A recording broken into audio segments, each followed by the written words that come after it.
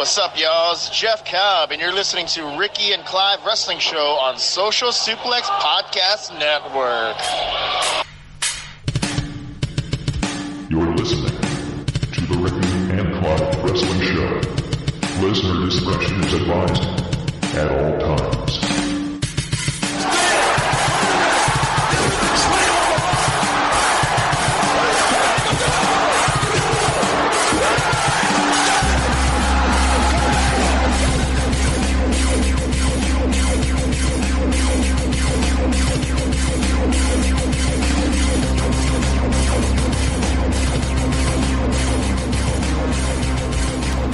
Hello and thank you once again for downloading and listening to another episode of the Ricky and Clive Wrestling Show, part of the Social Suplex Podcast Network, support for which is brought to you by Manscaped, the best in men's below-the-belt grooming. Manscaped offers precision-engineered tools for your family jewels, and they obsess over their technology developments to provide you the best tools for your grooming experience. And you will hear firsthand a certain GM under the WWE umbrella endorse this also later on in the show, and it's a wee surprise for you to look forward to later on. First, let's get the introductions out of the way. My name is Clive, and I am joined as ever by my co-host Ricky. A good evening to you, Ricardo Fuller. Good evening, how are you? Alright. Have your balls not dropped yet? I don't really know what happened there. You sounded like a 12-year-old. It's all that Greek yogurt you're eating that's making you younger. With grapes and dark chocolate. Mm-hmm. A kind of iron brew. To balance it out. Right, so we've got... For any of the Americans that don't know what iron brew is, order yourself some and you won't regret it. I'm sure it's quite a well-known tipple. Is it? I think so, aye. I know we got Sam to try some and he liked it. Mm-hmm. Rob, can't remember if Rob's tried it or not, but he is kind of Scottish anyway, so he probably has. But I'm not sure. I don't know if you can get it over in America. I'm sure you can. I'm sure, I know, but there will be some places, there'll be a Hamish McTavish's stroke shop or something that will sell it. It sells Bucky as well. Aye. Or the Bucky flavoured barbecue sauce that was in the shops recently. So we've got a bit of a busy episode tonight. We've finally got plans to start our next multi-episode project, and we're going to get the ball rolling with that later on.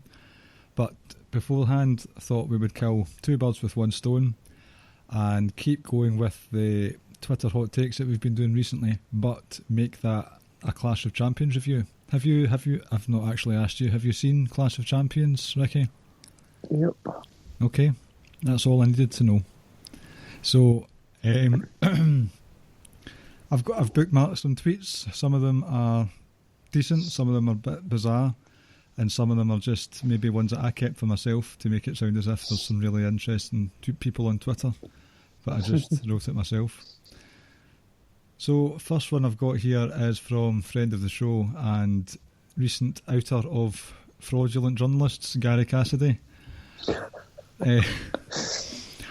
He said yesterday, Sasha Banks versus Bayley has to main event Hell in a Cell. Now, the common wish is for fans to see that happen at WrestleMania, wait for fans and all that stuff. There's also been a concern that can they flesh this story out for so many months? I think you could with Survivor Series and Royal Rumble in the way, but with Hell in a Cell round the corner, again, Sasha has become involved in a very personal storyline that can have a blow-off, or at least a first blow-off at Hell in a Cell. And I think, I wouldn't be annoyed if they did it.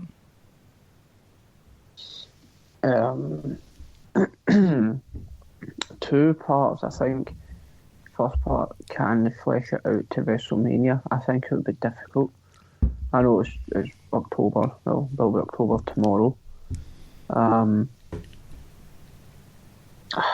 It's just difficult, I think, unless you kind of write Sasha off, not again, but you keep her away from TV. I don't know But should it main event Hell in a Cell? I would like to see it main event Hell in a Cell. I guess it just kind of it depends what Roman's doing that night. Mm. You know, but yeah, I think this one, it's just some feuds and matches you do want the fans for, but you just don't know when that'll be. But no, like I'd sign up for this being the main event because this has been a long time coming. Yep. It's played out. I don't know if it's played out the way they want it to. Certainly in 2020, it's been very, very slow, and yeah, like, I think it does deserve it because it's been one of the most fascinating things that we've all been watching, and like, let's be honest about it, like Sasha and Bayley have been two huge pillars in 2020, and they've made, especially when they're on both brands, they were, you know, cornerstones off both brands, and even NXT as well, they were appearing there. So, like, for a while, like, they've been big time players this year, and they do fully deserve that moment. Mm-hmm. Yeah, I don't care if there have been intangibles or invariables that mean that progress of this storyline has either been stopped or postponed. This has been long-term booking, and they've meant this for years and years. This has always been the plan, to have a coronavirus and to have a Hell in a Cell. Definitely the case. I think if they are going to do that, then it would obviously take away the lustre of a big blow-off at WrestleMania. But what you could do is quite easily have the Hell in a Cell match. Bayley re-injures or exacerbates Sasha's neck, which actually does keep her off TV for a good few months, all the way up until number 30 in the Royal Rumble. She comes down, wins the Rumble, and then that's it set. Take her off TV for a while, simmer it down, let Bayley have some feuds with some other people post-draft, which is happening 1 or 2 weeks away. So next week.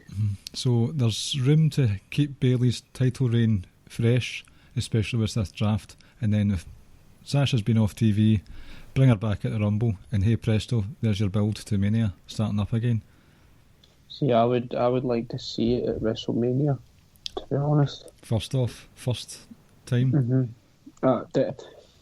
I hate rematches or something taking place, like, and I hate when they do a match on Raw and SmackDown and then we get in a pay-per-view like a couple of weeks later. Or vice versa. Yeah, and I would hate it even more so if they'd done this before and then we got a rematch at WrestleMania. I don't like that at all. Mm-hmm. I would be down with it. I just think it's one of those ones where it doesn't happen often, where a Hell in a Cell match is merited, rather than just the fact that it falls in the same time as the pay-per-view, the gimmick pay-per-view. This is a personal feud. Hell in a Cell should be those blood feuds, and there aren't many others going on at the moment in the main roster. Can you think of any that merit Hell in a Cell? I mean, depending on what happens with Roman moving forward. Mm-hmm. That could. But, Hell in a Cell is, yes, it's wanted for blood feuds, but Hell in a Cell is, in my opinion, like the feud decider that ends the feud. Yes, that is true. That shouldn't, you don't start a feud like that. Like, I'm looking at fucking Seth Rollins and The Fiend. You don't. That should be the culmination of a feud. Mm-hmm. And this isn't. This feud is just starting. So that would be my only reservation if they're going to do Inside the Cell. Fair point. I'll let Gary know that you're not happy with his tweet then. So you'd mentioned Roman there. I'm just going to jump into it because the bookmarks are all over the place. I love, this is from Stephen Rowe at V1_OSW. I love great matches. I'll mark out to a 5-star match as much as anyone else, but give me this level of storytelling over well executed spots/sequences any day of the week. This will stay with me for a lot longer than any move. Talking, of course, about Roman Reigns' just humiliation of his cousin Jay, that was quite something. Mm-hmm. Like, it plodded along at first and it was just a bit sort of slow and wasn't going anywhere, and I thought, right, they're just doing the heel Roman where he's doing all the headlocks and stuff, but it slowly but surely started grinding away at you, and then Roman was just an absolute piece of shit towards the end. Can you the take for me, please? Said, I love great matches. I'll mark out to a 5-star match as much as anyone else, but give me this level of storytelling over well executed spots, sequences any day of the week. So and who was that from again? Stephen Rowe. I agree. Like, I think for the most part, I always talk about in-ring is what matters to me, but I don't really need the story behind it as such, as long as I just see great in-ring action. But I think this had both, and obviously you always push for both. You want to have that great wrestling match, but you want that storyline coming in. And the story coming in, like, I think it would, if the match didn't deliver, it would have been overall then just been underwhelming. But I think, coupled with how great the story was, and how well both Roman and Paul Heyman played their part, and then obviously what Jey Uso was able to do as well was great. And then when you actually get a match that delivers up to not too much delivers up to the storyline, but delivers and doesn't feel like it falls flat. I really enjoyed it. The match, like, it went the way you expected it to go, but it was still really, really enjoyable. Still really, really good to watch. There was still some real high moments. Like the relentless trash talk from Roman was awesome, and that's one of the good things about not having crowds, that you actually get to hear wrestlers saying shit to one another rather than just picking up little wee snippets. The fact that Jimmy comes down, throws in the towel, and then runs in and covers Jey Uso, and is shouting at Roman, "You're the tribal chief, like kind of thing. And it was everything about that match, and just little wee small things, like the absolute look of horror and shock on Paul Heyman's face. Like what the fuck have you just done to your own family? I know, it's his own family. The fact that Roman has, at the end of the match, is raising his hand. He's got the, what's that called? Is it the Leia? What's it called again? Lay, I think, yep. Something the like Lay, that. yep, the Lay. Over, and that's what Jay came down in. Like, everything about this, from Roman winning the title up until right now, it's just been executed perfectly. And I think, and just a kind of final point about that, what I've just said is everything about this storyline and match was excellent, was we call a spade a spade. If we like something, we like it. If we don't, we don't. Like, we don't care who the company is. We're not biased in any way. We'll shit on any company and then give any company praise. I think we need to give praise to WWE here for everything that they've done since Roman came back. Like, everything about it's just been perfect. It was always going to be interesting to see what a heel Roman was like, but this, leading into the Samoan heritage stuff, the tribal chief, it's marvellous. And it was, I know what Stephen Rowe's saying, it's great to watch the flip-a-doo-dah stuff, but is it though? In moderation. But with that stood out. That was a cut above the rest. There's been good stories told in WWE this year, personally, but this was, like the guy says, that'll be remembered. And it does help when you've got meme-worthy pictures of him holding Jay's head towards the camera, and then he's standing there with the lay on. Just, it was mind-blowing just how effective it was. It was, and I think what I love is that the whole chicken shit heel was never going to work with Roman, and I love that this is the way he should be presented, like an absolute killer. And I think up until the last couple of weeks, like really he hasn't been doing many things that you would say is like classic heel stuff, in the sense that like how different is he? Like obviously coming down and signing a contract at Payback. Was it Payback? Yes. So that's kind of like a heelish, shady thing to do. And it was only really up until where he actually attacked Jey Uso, like in the last couple of weeks, where it was like, right, there's a first real sign of you acting like a classic heel. Because everything before it, he was always hard hitting, he always wrestled aggressively, he was always like wanting to like really tear people's heads off. Like him and Braun Strowman apparently trying to kill one another. At that point, Roman was a fully fledged face, you know. So little wee things, it's just been building and building and building, and now we've got like a proper full-on heel. Because I've said it before, like even the way he would wrestle was always like a heel as well. He was always like overly aggressive at times, and obviously when he kicks out of the pin right before the ref gets to 3, and he kind of low blows Jey Uso as well.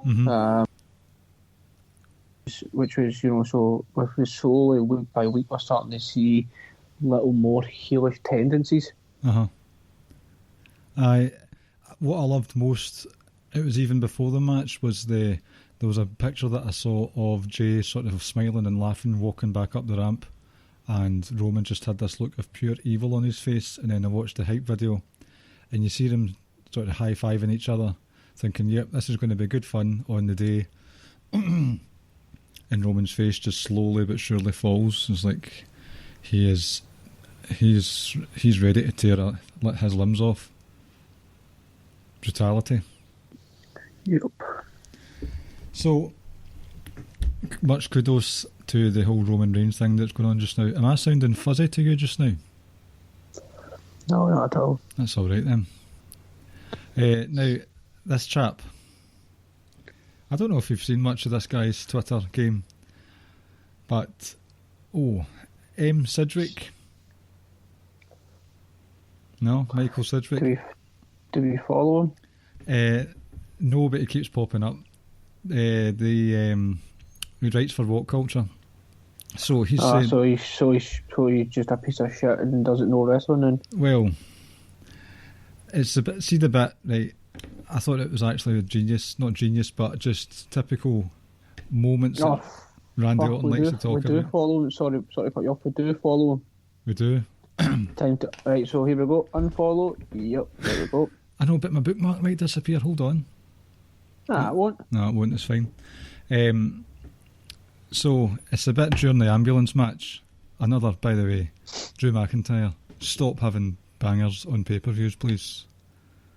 Okay, just stop it. But anyway, Randy Orton sort of just slams McIntyre down onto the windscreen. Windscreen cracks. Randy Orton falls on top of him, goes for a pin, and then obviously remembers it's not pinfalls. Now, to me, that is just a case of Randy Orton is so out his face that he doesn't know where he is. And he was literally slabbering spit all over the place about 2 minutes earlier after a headbutt. So Sidgwick has got a screenshot of this pin attempt. Randy Orton attempts pin an ambulance match in which babyface relies on the help of 3 separate people to win. I thought this lad was an all-time great at psychology, and he's put all-time great at psychology in finger air quotes.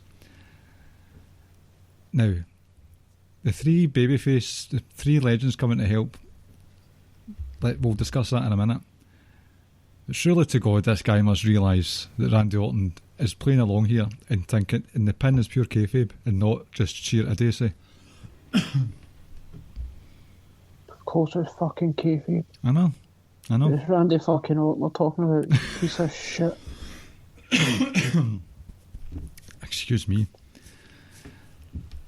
I don't have too much to say about that. Guy's just trolling, looking for fucking... No, what a fucking tool. Do you want to know what his pinned tweet is? On his account? did you ever stop to think that maybe wrestling media isn't co-opted and that the people who know what they're talking about simply prefer the very good product that values artistic expression over the manifestation of a despot's spiralling lunacy?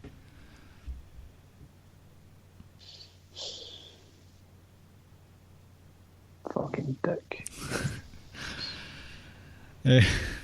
So, what about the legends coming to help? What were your thoughts on that? Because I've seen a lot of people saying that Orton was buried, 13-time champion, form of his life was buried. And then proceeded to wipe out all 4 legends the following night on Raw. Did he? I think so. I saw some sort of couple of memes. Well, I thought that was Retribution. No, they're not on Raw. They've been quarantined. So they have. Right, I mean, let's look. It's not possible for Randy fucking Orton to be buried. Okay? Mm-hmm. Let's stop that right there. In saying that, I didn't like it. I don't think it portrayed Drew in a very good way. And now, surely an ambulance match is kind of like a Hell in a Cell, should signal the end of a feud, but I have a feeling that this may not be the end. Oh, that's a good point. Because technically, Drew hasn't won with a Claymore yet. There was a sneaky pin at Payback because they couldn't best each other with their finishers. He used a punt to get rid of Randy Orton this time. Like, to me, it does say that Drew couldn't put Randy Orton away the way he has been putting others away. He needed some other help. And that's where I don't. That's what I'm not keen on. I know there was that visual where Orton was closing the doors and Drew kind of like stops and pushes through, etc. And obviously punts him to the head and off he goes, kind of thing. I don't know, like something just seeing that. The 3 of them there show Shawn Michaels and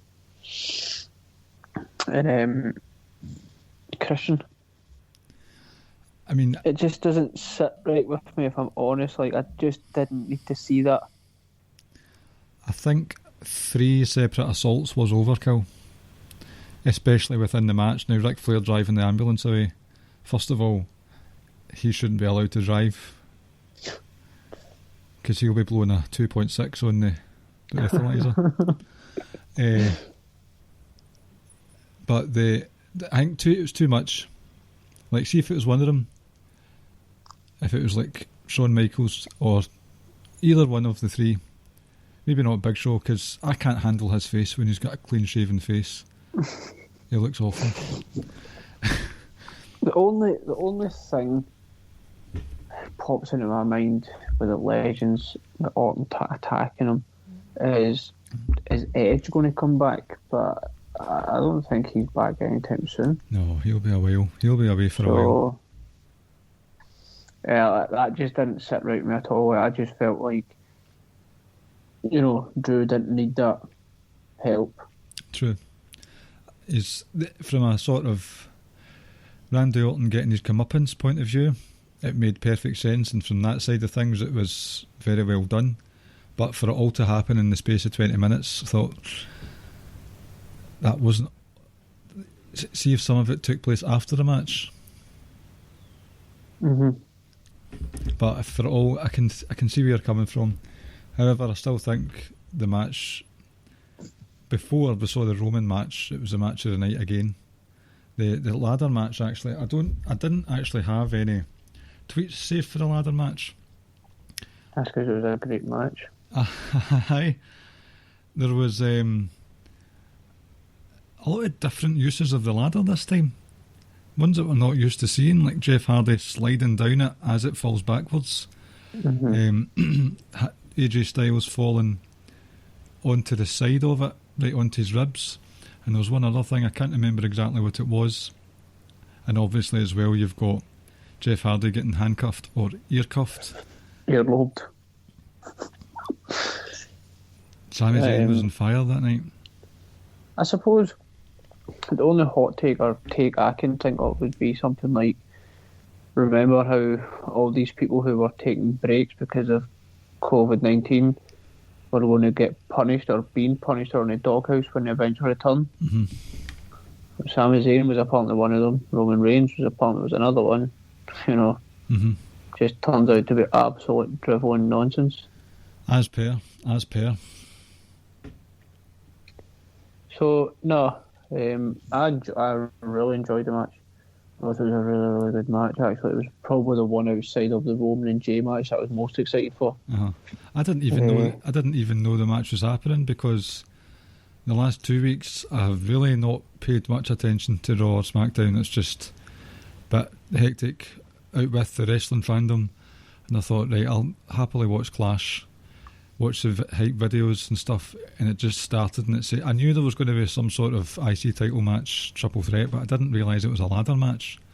Mm-hmm. I thought, oh, that would be very nice.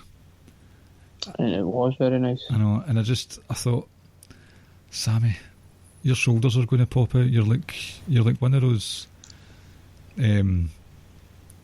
Ken dolls at a homeless shelter that's just been passed about left and right, or a children's home where it's just the arms easily pop out. I think one day his shoulders are going to do him forever, but he seems to handle himself well.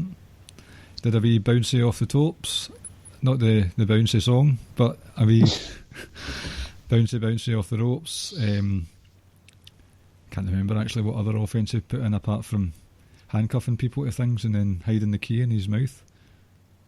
And he's sitting there sweaty. Injuries have slowed him down. They have. And it's a shame. It's a shame because he was so great. It's interesting that two of the massive baby faces on NXT, Sami Zayn and Bayley, sort of were in a purgatory, kind of, with their main roster debuts, or the first year or so. And then when they turn heel, look at them now. And you would never have thought that when they were in NXT, that they would be convincing heels. Because they were surefire, absolute home run faces. Mm-hmm. And Sami Zayn just looks like a hobo. A hobo. Oh, he looks awesome. He does, but he really needs a comb. So that was a very good match. It was. There was actually. That was by far my favourite match of the night. I thought the tag match was good, but I know that Angel Garza was injured at the end, but surely someone must have told Andrade before the ref went to count. It's like, just stay down for this one, because that was an awful finish. Mm-hmm. And they can't exactly come back and say, oh, the ref did us out of a victory there, because Garza's injured, so they can't run it again anytime soon.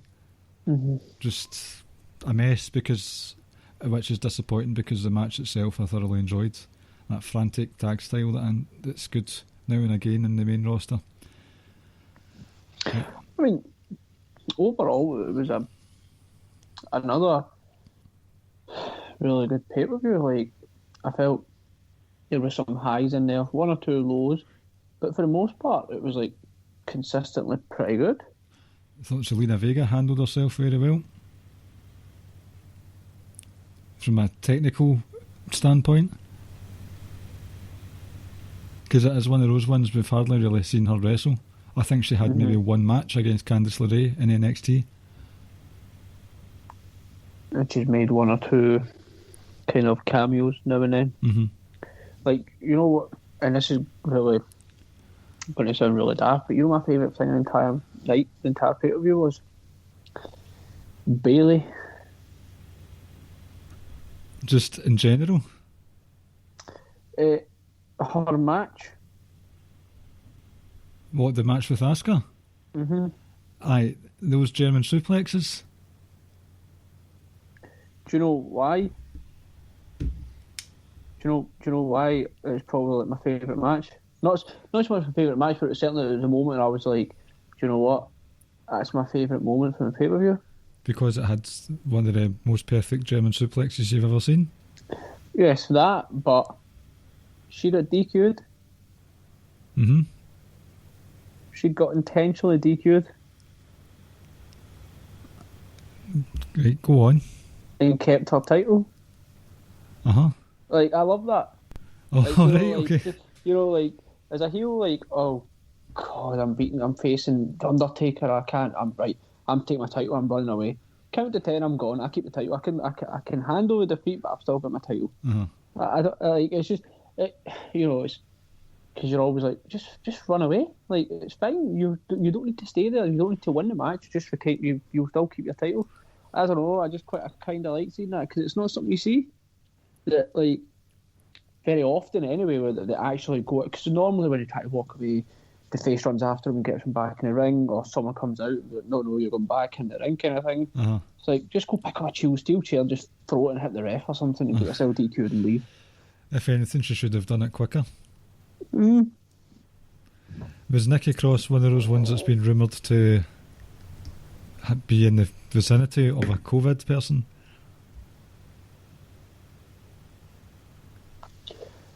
Was it her? Was it Nia? Someone else? Nia, Shayna and Retribution. Nia Jax randomly put out a tweet saying my tag partner is expecting. I know. And then it made no sense whatsoever. I know.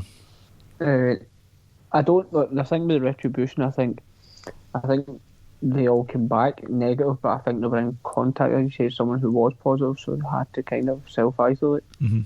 And I'm not sure if Nia Jax and the rest of them were the same. They must have all been playing up, down, down with each other or something. The YouTube channel, that is not the other up, down, down. Must have been playing with each other. I've actually written a column this week about the Bold Retribution, and you'll be able to read it on Thursday, the 1st of October. Happy October, ladies and gents, at WrestlingHeadlines.com under the brand extension banner. Check it out. It's a sort of criticism of Retribution, but not for the reasons that everyone else is going on about. That could be an interesting read. Like, they're all saying the masks are shite, the names are shite, they're all midgets. I don't care about that stuff. I couldn't care less about that stuff. Like, obviously, Mia Yim's mask, like, you know, that was blatantly obvious who that was. It was clearly obvious. It was, we obviously know it was Dijakovic as well, but, like, his mask doesn't bother me as much. The names are horrendous. But they'll grow on you. They'll grow on you just like every other name. Maybe, who knows. But Mustafa Ali, I've not got used to that yet. It's back to at Mustafa Ali. Oh, well, I wouldn't know that because he's never on fucking Raw or SmackDown. That he was on in a 6-man tag this week, and someone had put up the AEW logo on the Thunderdome. I think. Did they? I don't know if it was a Photoshop, but it was during his match. It was the big black and gold logo. You're so cool, whoever done that. I want to be your pal. I actually thought it was quite funny. I just can't be arsed with the whole fucking nonsense half the wrestling fans comes out with. It's embarrassing. That Sidgwick is one of them. Speaking of AEW, mm-hmm. Did you see Tony Khan tweeting about Fulham? I did. Oh, here's the thing. Like, this is so off topic. I really didn't want Fulham to get promoted. I wanted Brentford to go up for 2 reasons. One, because I can't be arsed watching Fulham and Brentford were new, which is kind of fun and exciting. And second of all, I just don't want any Premier League, any chairman or owner in the Premier League that is known as a dog wanker. See, the thing is, right, am I right in saying he's the director of football at Fulham? So I think it's basically his dad owns it, but I think he basically does everything else. Right. I think he's the chairman or whatever. So, for anyone listening who's not aware, that as well as the Jacksonville Jaguars, Tony Khan is involved in the same sort of board role at Fulham Football Club, based in London. Mm-hmm. Now, and it also, if you've seen the tweets recently where he thanks everyone for getting them up to 0.3 in the demo, and we had 1 million viewers this week, thanks, it's all due to the talent and the hard work they put in. All these tweets, and then he answers criticism about tweets instead of just not tweeting out at all. So already you're thinking, just stay off Twitter, just stop it, go and actually balance some books in the three major projects that you've got ongoing. And then he's sending out, we need some new centre backs. Just can't take him serious. You can't. This isn't it's the same shit he tweets out about AEW and all that. He's doing it with Fulham. It's like, mate, you're fucking Fulham. You're going to get relegated. Just shut up. I saw that, and that got traction very quickly. It's like very quickly. Scott Parker wasn't exactly happy either. I think for Americans, I think the best way to describe Tony Khan's role within Fulham, I don't even know what his actual role is for the Jacksonville Jaguars either. It's probably like his father, Shad Khan, is like Jeff Lurie, the owner of the Eagles, and Tony Khan is like Howie Roseman, general manager / CEO or whatever you want to say his role is in Fulham. And he was in his playing days, he was the third middle linebacker. That's it. Is that what it is? Third? Yeah. No. By the way, I'm not going to lie, I completely forgot about a quiz tonight.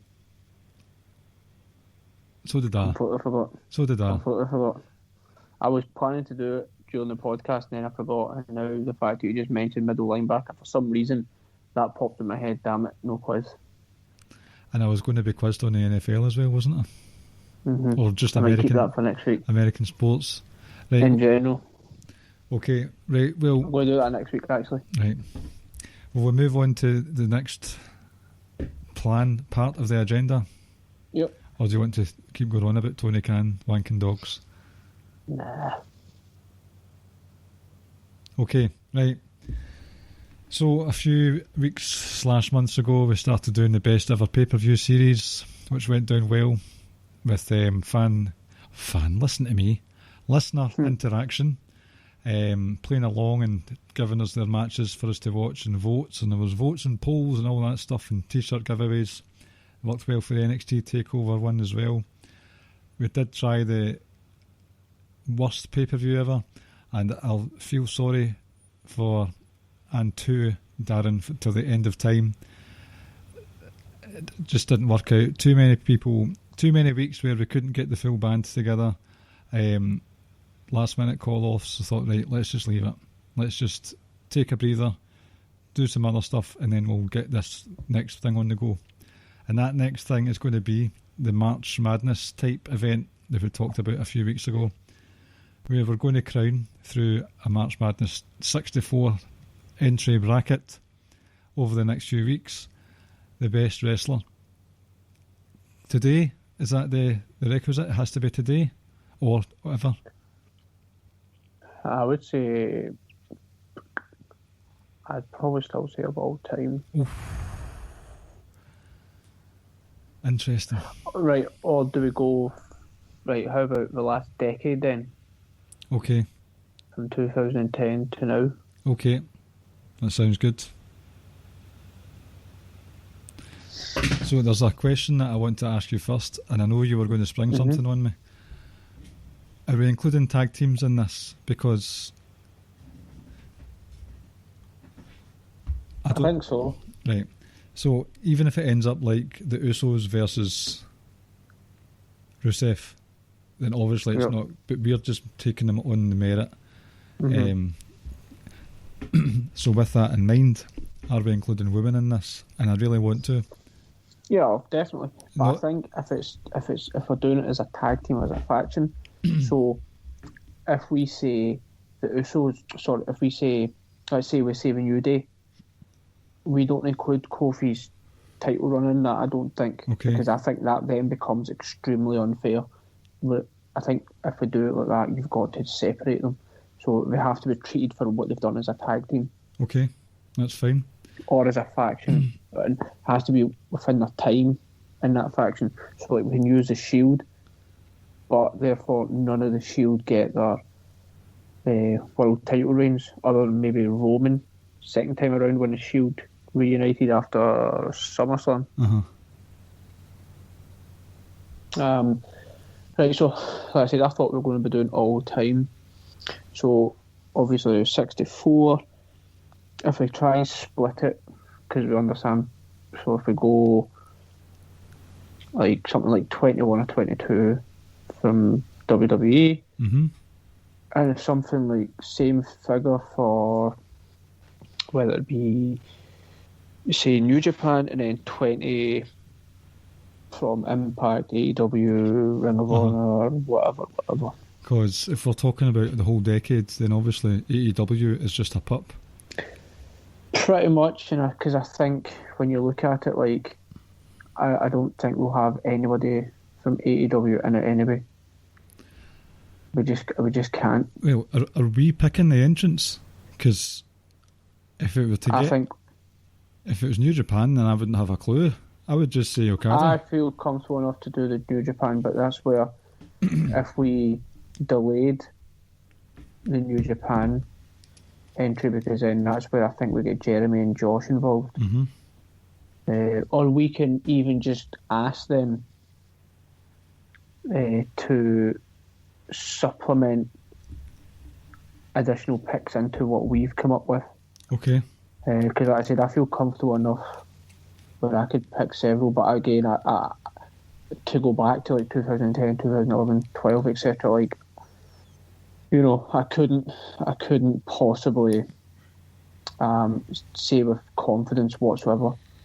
You'd need to actually go back and like watch everything from that time, where I feel a lot more comfortable going to those guys. If we're talking the last 3 or 4 years, then yeah, I don't think I would feel comfortable enough to do it myself.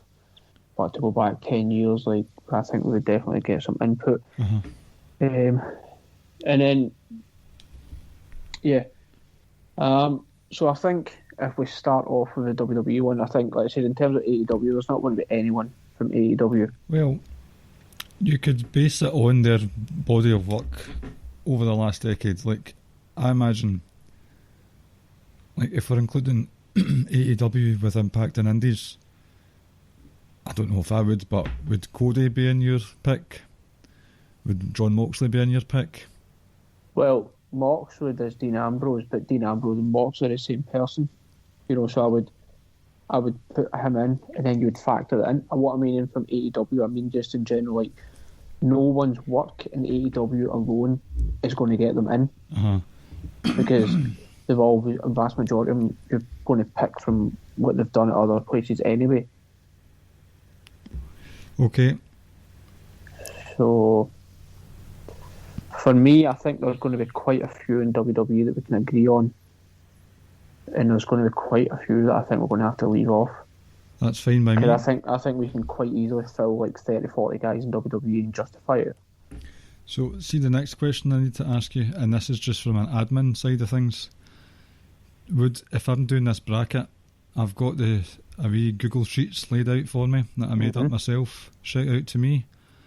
Would I put all the WWE names together so that they're facing off against each other? No, I would. If we can somehow populate that where it just auto-populates it and it's just random pick after going up against one another.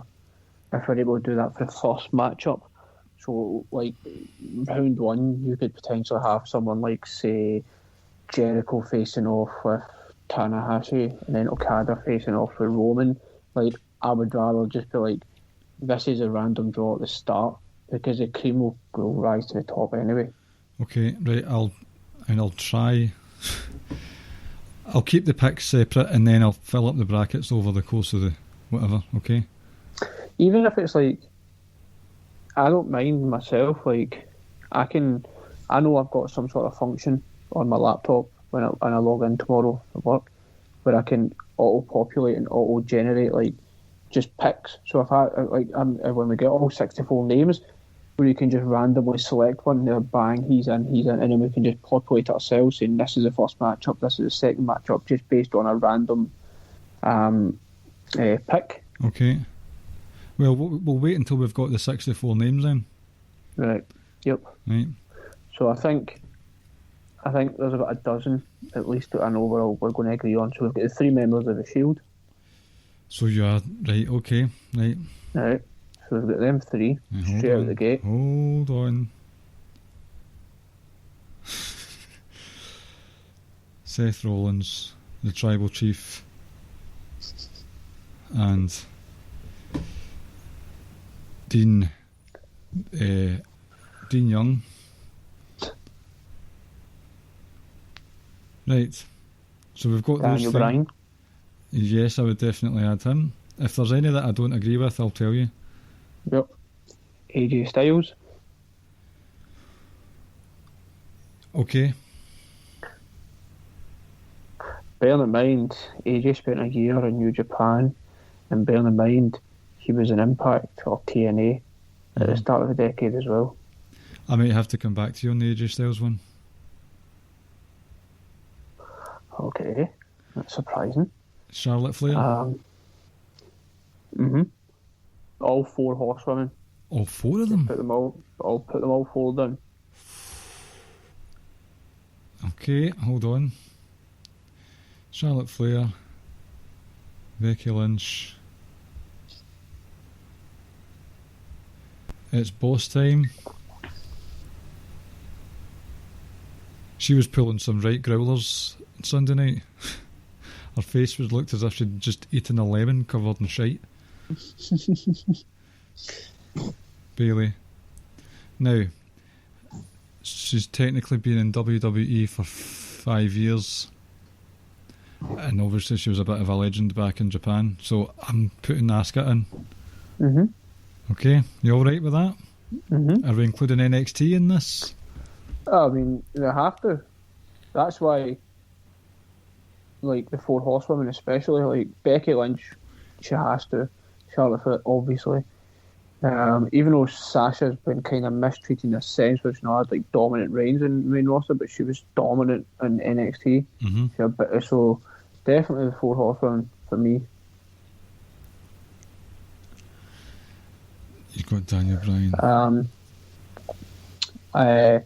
So this is going to be really difficult because we're going to leave out some big names, I think.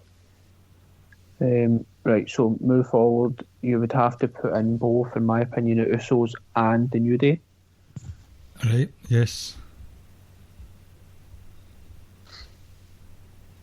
Now we're already at 12. We're going for 22 for WWE. This is a problem. We're going to really have to. Need to put more in, if I'm honest.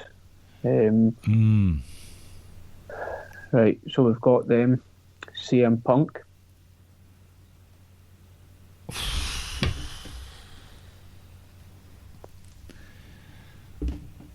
See what Roman Reigns said about him? Yes.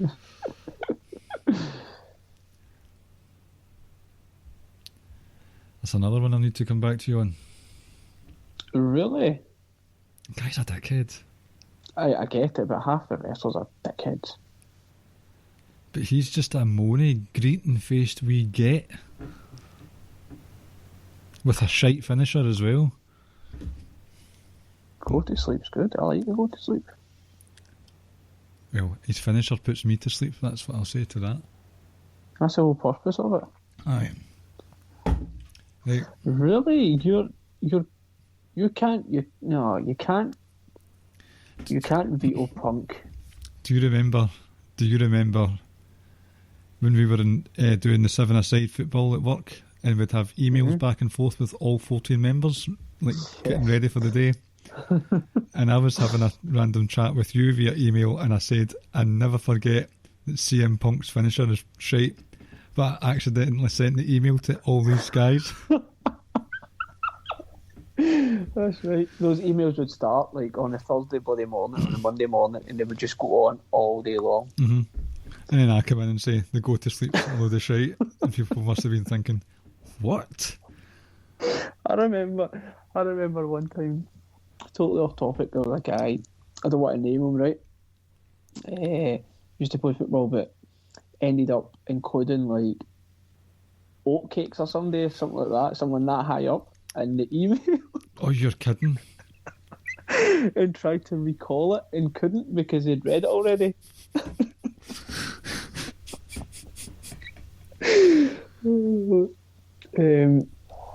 Right, so we've got Punk. Aye, so far. Brock Lesnar. It pains me, but yes, you can't deny the decade he's had. You can't. Lesnar will go far.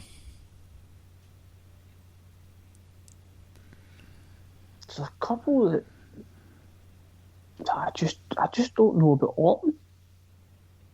You don't know about him? He would probably need to be in it, surely, wouldn't he? I know, but his decade hasn't been amazing. But he's been involved in a lot of different things. Like this year, he's been excellent. He was heavily involved in the whole Daniel Bryan thing, and then the breakup with the Shield and stuff. I think you need to put him tentatively. I think it was difficult to leave him off. Just because of name value? That's where I need to try and, like, I think that's what it is. Right, I've put an asterisk next to his name. Put one next to CM Punk and AJ Styles in a minute. Kevin Owens.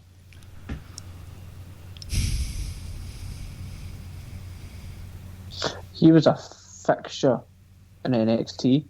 Was it US champ? Best Universal champ we've had. Yep. Involved in a great storyline with Jericho. There's another name right there you need to add to it, Jericho. Would you be putting him in for WWE though?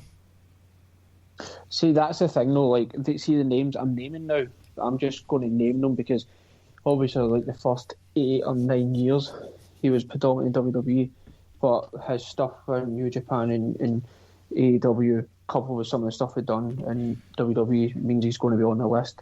Wherever you put him, I don't know, I would just stick him on right now, just in case we forget about him. Right, okay then. Now, you know that I am a big Kevin Owens mark. He had a very strong 2 years of his WWE career. Mm-hmm. Has he since then? I just don't think you can leave him off.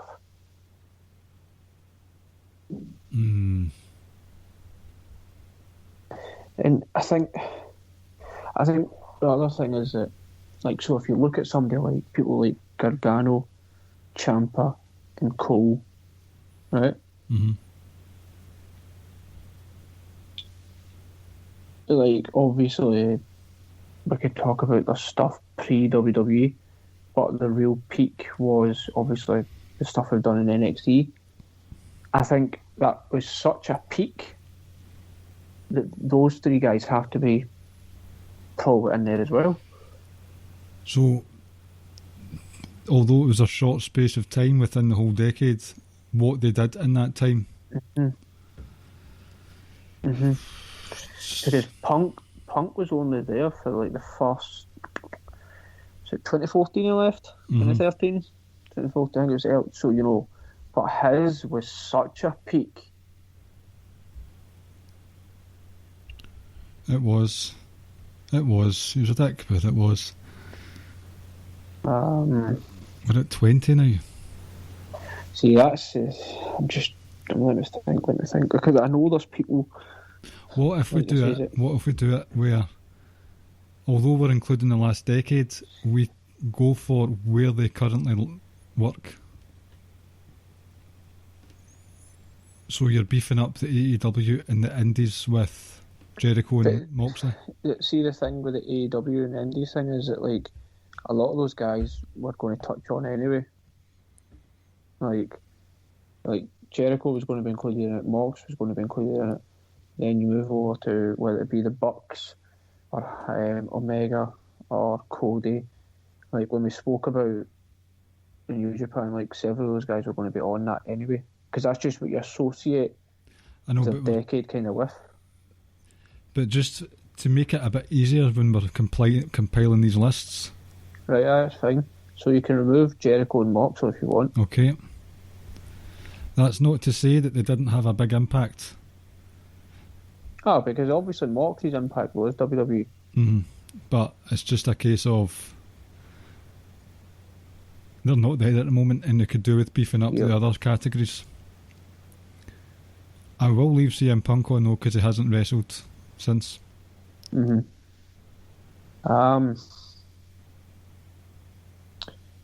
Just trying to think. Right, Seth Rollins, Roman Reigns, Daniel Bryan, AJ Styles, Charlotte, Becky, Sasha, Bayley, Asuka, Usos, New Day, CM Punk, Brock Lesnar, Randy Orton, Kevin Owens, Ciampa, Gargano, Cole, Paige, AJ Lee. PJ Lee. See what I did there? Paige is a weird one. Is it? I mean, she wasn't wrestling for long. I suppose her NXT stuff as well. Yeah, I'd put Paige in there actually. Now this one's controversial, but I'm going to go with our new rule that it's where they currently work, but the decade that they've had has been stellar. You with me? Nakamura? Yeah. Okay. Yeah. Actually, I completely forgot. He's had quite the decade. Yeah, definitely. No, definitely, he's definitely on. Right, we've got one more. I mean, if you run through... Right. I'm trying. You ready for this one? Okay. John Cena. I mean, we have the US Open Challenge, right? We have the stuff with Punk, right? We have the stuff we done with Brock, stuff we done with the Royal Rumble match he was involved in. Like, even though the Roman one was just so flat, but it was still just a monumentous feud because you're like, fucking awesome. We've been waiting for this. I can't believe we're doing it on this pay-per-view, but we're doing it. Like, I just don't see, like, I know he's not been there for the last, 2 or 3 years, but we speak so fondly of that US Open Challenge. Mm-hmm. And I argue that the reason why he's in it is because his peak, again, in a few years was that high. I just don't see how you can't put him on. I know. It makes my blood boil. I just look at his face and I just think, I want to, give you a stunner or something. And I see what the problem is now, because, people like Finn should be on it. Because remember, he was the leader of the Bullet Club as well. And this is where I think we're going to hurt ourselves. We have to limit ourselves to just 20 WWE guys, because even though some of the stuff they've done has been really good, a lot of their great work was done out with WWE. And Finn was massive in NXT. So since we had an asterisk next to Randy Orton, how about now, considering that the body of work over the last 10 years, we remove Randy Orton and put Finn Balor in? Mm-hmm. Oh, controversial, but I'm fully behind it. Big time pleased with that. I'm trying to think. I'm sure there's going to be one person that we've just spectacularly missed out on. Based on Finn Balor's pick, I'm happy to keep AJ Styles in. Oh, AJ was definitely staying in. His stuff in TNA was sensational, and then the impact he made in New Japan just in a year. And then, hell, one could even argue, the stuff he's done in WWE in 4 years would be enough to put him on that list. I'm just running through names in my head now because I need to. You need to factor in the stuff they've done out with WWE rather than just being like, no, they've not done much in WWE. That's why I'm probably happy to keep Owens in there, because he was a big deal. Yes, and that's like, even then, I think then you could look at someone like Sami Zayn, but I just don't think he's done enough. No, he's not in his done WWE, you know, so that's where you're kind of, So I'll name the 22 names we've got, right? So that would be 22, then 22 New Japan, and then 20 AEW/Indies. /anywhere. So I think that other 20 should be filled up with WWE guys if we think of other ones. That can be. How about that can be the 20 wild cards? Yep. Okay, there we go. So 22 WWE/NXT, 22 New Japan, and 20 wild cards. You have to take where they currently are, but you can take in their entire body of work over the last 10 years. Okay. Mm-hmm. So the 22 names we have: Seth Rollins, Roman Reigns, AJ Lee, Daniel Bryan, AJ Styles, Charlotte Flair, Becky Lynch, Sasha Banks, Bayley, Asuka, Usos, New Day, CM Punk, Brock Lesnar, Finn Balor, Paige, Owens, Ciampa, Gargano, Cole, Nakamura, and John Cena.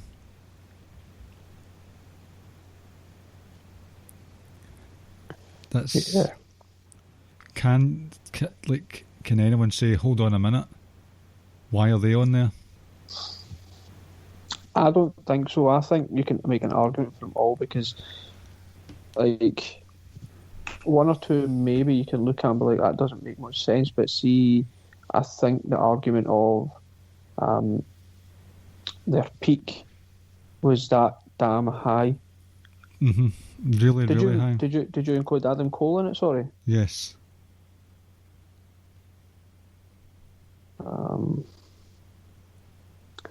I'm just trying to think if there's anybody we've potentially missed. Even because NXT before, who was it in between sort of Nakamura and then Joe, but God, his stuff in Impact. But I would argue that the great Impact stuff was like the mid-2000s to late 2000s. I wouldn't include Joe in it. No, I don't think we could. What about Io Shirai?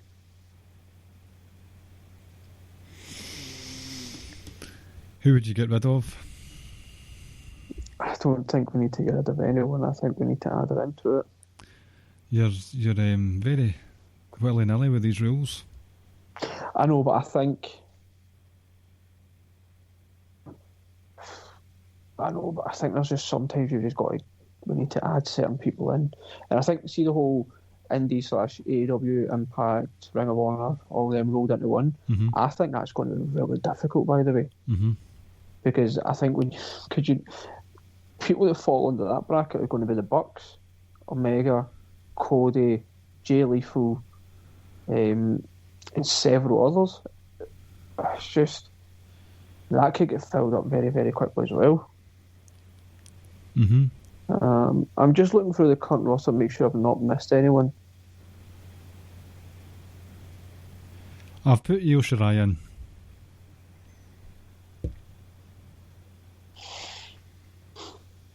As long as she stops moonsaulting people. I think we've probably we got Paige, didn't we? Mm-hmm.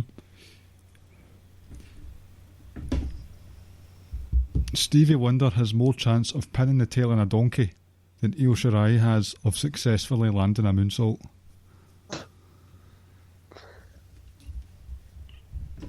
Great wrestler otherwise, fantastic wrestler, but that moonsault's a mess more often than not. there's so many like wild cards here as well. You know that, like people like Keith Lee, I know, people like Walter, people like try to see who else we've got. Like even the Bar. Oh, the Bar. See, when you think about it, maybe not Sheamus, but I would, for his service, contribution and service, Cesaro. Like, See, it's highly possible. It is, but I think if you look at Sheamus as well, like being champion, being tag champ, been involved in some number of great matches as well, specifically tag matches. But I think at some point we need to kind of draw the line, but like, no, we can't add anyone else in. Certainly not in this section. I think if we do run out of names, then we can start to add people in. So are we sticking with the 23 then?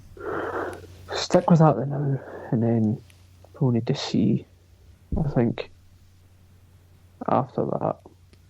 Okay.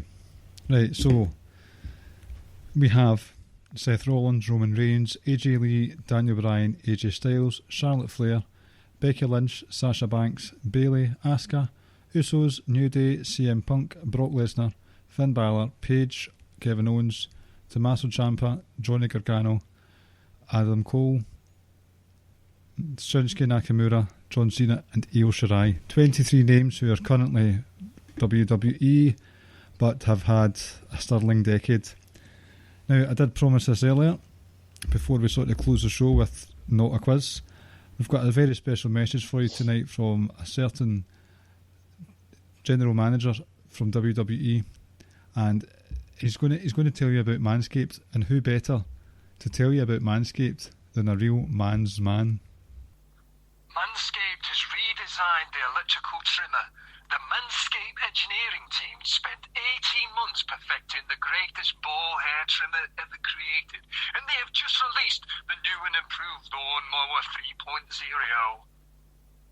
Their third-generation trimmer features a cutting-edge ceramic blade to reduce manscaping accidents. Millions of balls are about to be nick-free thanks to Manscaped's advanced skin-safe technology. Manscaping accidents are finally a thing of the past. When I tell you this is premium, I mean premium. The battery will last up to 90 minutes so you can take a longer shave. The water-resistant technology allows you to groom in the shower. And one of the coolest features is the LED light, which illuminates the grooming areas for a closer and more precise trimming. If you are listening to me right now, I want you to experience it firsthand yourself. Trim that junk of yours, get 20% off plus free shipping with this code SUPLEX at manscaped.com. Your balls will thank you. What do you think, Vicky, to get Mr. Regal on the show? That was wonderful stuff, wasn't it? That was. Fair play to you for doing that. Aye, he took some time out of his busy schedule, keeping people at bay, like Robert Stone and Dakota Kai, to let us know all about Manscaped. So thanks very much for that, Willie.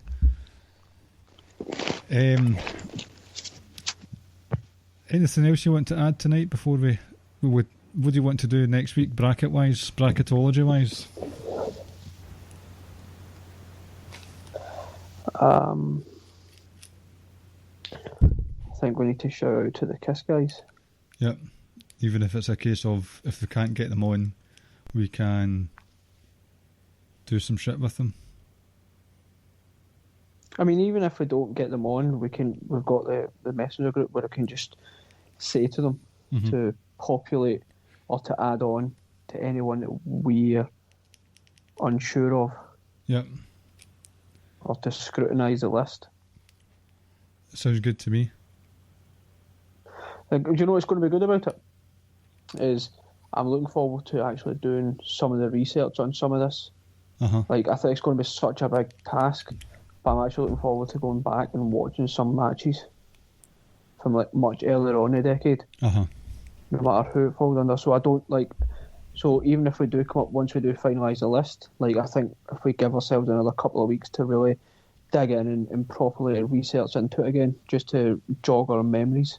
Okay. We'll still try and get the KISS guys on next week. Yeah, definitely. Okay. Well, if we can't get both, then we can at least like Jeremy. I've spoken to Jeremy, and Jeremy was all for coming on and doing like the bracket and breaking it down and ultimately picking a winner. Mm-hmm. So I'm sure he'll be more than happy to come on and talk some New Japan stuff. Okay. Good stuff. Well, unless you've nothing else to add, I'm happy to bring this show to a close tonight. It's been a quiet and reserved episode, but plenty of content. Yep. Good conversation to have, as usual, with yourself, sir. Same to you, thank you. And that is hopefully always the case, or at least if it's not, if you're not laughing your head off, you're at least engaged.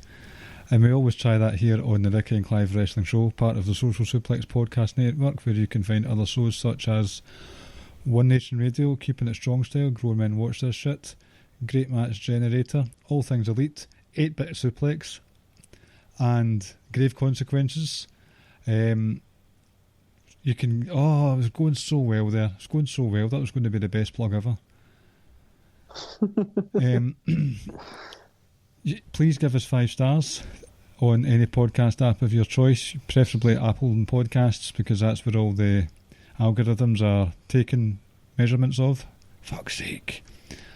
Go to socialsuplex.com. You can get the podcasts there as well as columns that we write. You press the subscribe button on that website. That will take all the content straight to your email inbox. Go to prowrestlingtees.net if you want a t-shirt from any of the guys. Just type in Social Suplex and you'll get the information there on prowrestlingtees.net. If you want to have your balls looking, feeling and smelling great, head over to manscaped.com. Put in the code SUPLEX and you get 20% off plus free shipping. Thanks again, Willie, for your input tonight. Also, if you want to just donate to the show in general, ladies and gents, I could really do with a new webcam and something that holds my microphone more securely, but the webcam, like, I need a state-of-the-art webcam. I need a webcam, okay? Donate to the show. Wrestling Squared Circle Facebook group, check us out there, and we are at Ricky and Clive on Twitter. Right, okay. Another good episode. It was. Right, thanks for listening, ladies and gentlemen, and we'll speak to you next week. Take care, folks. Thank you for listening to the Ricky and Clive Wrestling Podcast. We'll see you next time.